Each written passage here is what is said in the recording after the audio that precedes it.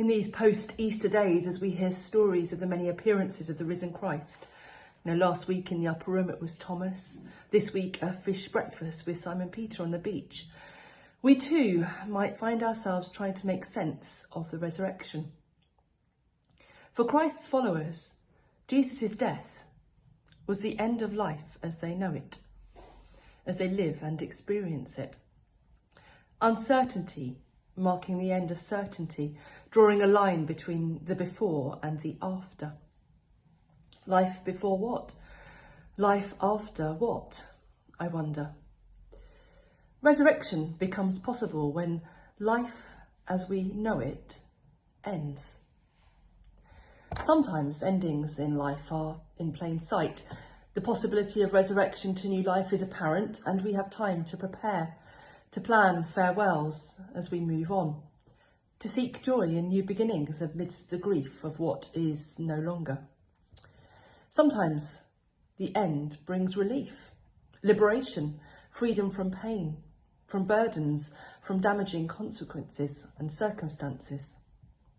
Sometimes endings are unexpected or sudden, unwanted or unwelcome. They may lead us along a pathway we might not otherwise have chosen. Sometimes they challenge us to put to death that which prevents us from life in all its fullness.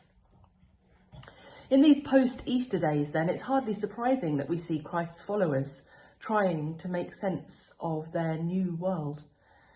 It's the work of a lifetime as endings and beginnings come and go. We may know more than we have ever known about life, yet there's always so much more than we have yet to know. That uncertainty is always with us.